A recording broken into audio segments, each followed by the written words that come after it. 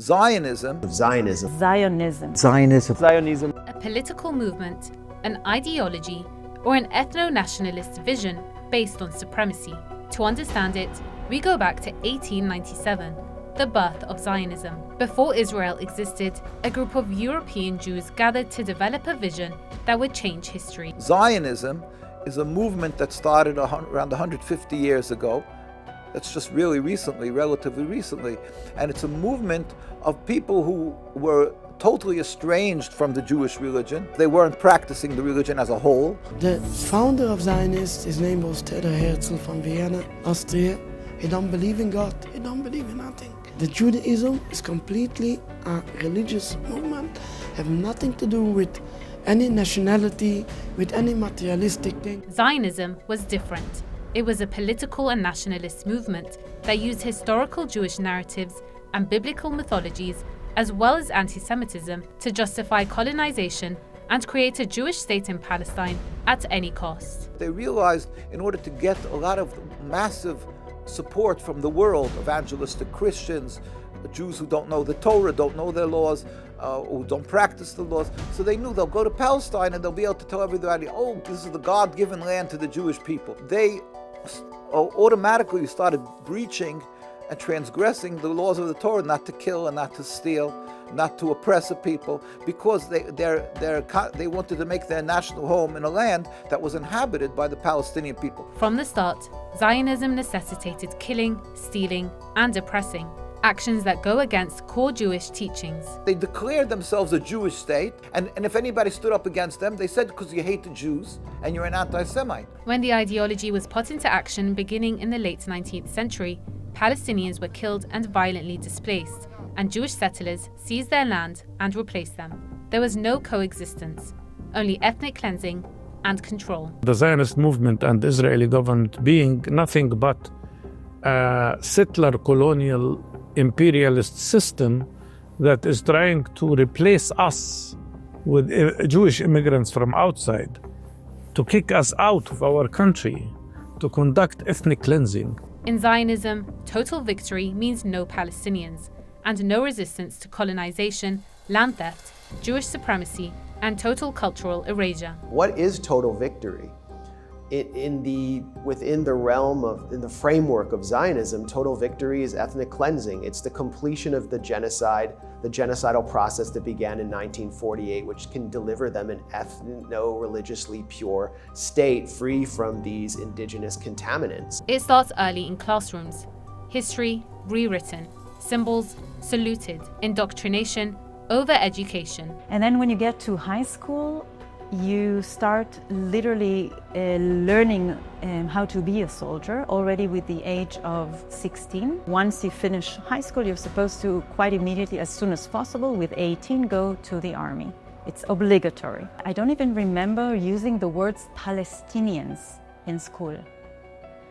Arabs was there, and they're always some kind of in a context of being our enemies, where I would say that the word closely to Palestinians, we have the word, and so in the Bible it says Plishtim. So these were also our enemies. And then I think the connection that I would make as a kid, when I started hearing the word Palestinians, I connected it, the connotation was to these Plishtim from the Bible, who were our enemies. So you learn specifically about the heritage of Judaism, but it's all Zionism actually. That's another thing as an adult, that I had to relearn Judaism when I came out of Israel. Today in Palestine's Gaza, the Zionist ideology is manifesting its most natural state, one of extreme, lawless brutality. Palestinians are being murdered, starved, and stripped of every basic right. There is a genocide. They have killed 18,000 children. They have declared a full closure. Over the closure, no food, no water, no electricity, no fuel, with a determination to punish the Palestinian people, to target the Palestinian people. This might lead to creating the conditions of life that would be physical and biological destruction for Palestinians. On each gurney was 3 to 5 kids, almost exclusively kids. 90% of our new admissions were kids. and there'd be 15, 20 kids coming in at the end of every bombing. A third were dead by the time they got to us.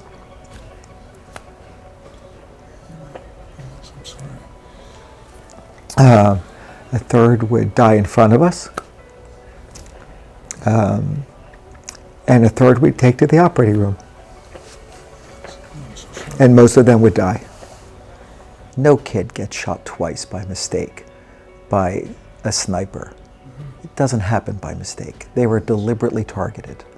And that's not beyond a war crime, that's targeted assassinations. And it helps me formulate my opinion of what's really occurring in Gaza. How is this genocidal system flourishing? Billions in US aid, year after year. I think there's not only an effort within the military and our government institutions, but it's an effort by the media, by our executive branch, legislative branch. I mean, even local state governments. I think every institution at this point has a level of corruption that keeps us censored to the truth and reality of what's actually happening. Fox News, CNN, even MSNBC, all of these news organizations have been censoring the truth. Netanyahu hasn't been condemned by the American government. The American government hasn't sanctioned Netanyahu. In fact, they have doubled down. One telephone call can stop all wars. Israel cannot thrive without American taxpayer paid for bombs. That's all it would take. Meanwhile, 1.25 million Palestinians face catastrophic hunger in Gaza. Aid remains blocked. Families are starving. This dictatorship, they really have no limits, and if they could, they would starve all the Palestinians to death. And actually what they tried to do for 20 months, they destroyed all the aid system, they destroyed the water sewage system, they destroyed all the capacity of the Palestinian people to remain alive in that region. Over in Palestine's occupied West Bank, apartheid defines daily life. I don't have any right, in the contrary of the Israeli settlers who live close to my house illegally. They have more rights than me in my own neighborhood. They are under the Israeli civilian law with full civilian rights and political rights, and we, the Palestinians, who are living, in our land, we don't have any rights, basic rights. We don't have enough water, enough electricity. But Palestinians refuse to leave. Staying is resisting. Resistance against a system that silences and suppresses an entire people. Palestinians are staying and remaining because for us, it's about that remaining in the land is a kind of resistance, and we call it all the time, existence is resistance. We mobilize to stop the genocide, we mobilize to defeat Zionism, to defeat imperialism, to create a better society for every human being and every being on this planet. It's our task to do so. The Zionists ignoring everything about the Jewish belief. In the Jewish belief, the state of Israel will come to an end 100%.